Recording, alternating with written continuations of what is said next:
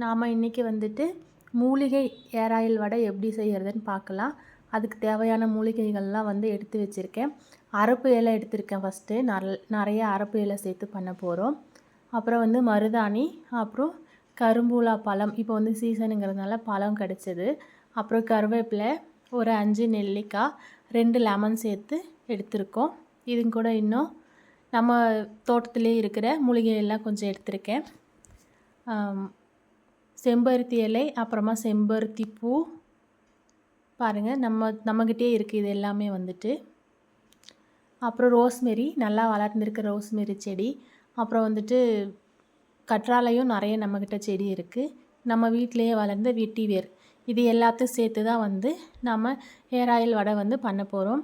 இது எல்லாத்தையும் குட்டி குட்டியாக நறுக்கி எடுத்துக்கலாம். பாருங்கள், அரப்பு பொடி தேவைப்படும் நண்பர்கள் வந்து ஸ்க்ரீனில் தெரிகிற நம்பருக்கு வாட்ஸ்அப் பண்ணுங்கள், நாங்கள் வந்து பொடி அனுப்பி தரோம்.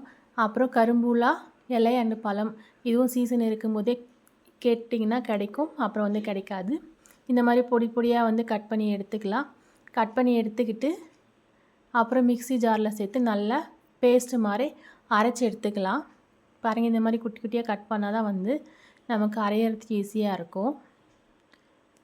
இந்த மாதிரி பேஸ்ட் பதத்துக்கு அரைச்சி எடுத்துக்கிட்டு அப்புறம் சின்ன சின்ன உருண்டைகள்லாம் வந்து தட்டிட்டு நம்ம வெயிலில் காய வச்சு எடுத்துக்கலாம். ஹேர் ஆயில் வடை தேவைப்படும் நண்பர்கள் கூட வந்து ஸ்க்ரீனில் தெரிகிற நம்பருக்கு வந்து வாட்ஸ்அப் பண்ணுங்கள், நாங்கள் வந்து அனுப்பி கொடுக்குறோம். இந்த மாதிரி காய வச்சு எடுத்துக்கிட்டு இதை வந்து தேங்காய் எண்ணெயில் சேர்த்து நம்ம தலைக்கு வச்சுட்டு வரும்போது நல்லா முடி வளர்ச்சியை தூண்டும். வீடியோ பிடிச்சிருந்தால் நம்மளோட சேனல் வந்து சப்ஸ்கிரைப் பண்ணிக்கோங்க. எல்லாருக்கும் லைக் ஷேர் பண்ணிவிடுங்க, கமெண்ட் பண்ணுங்கள். தேங்க்ஸ் ஃபார் வாட்சிங்.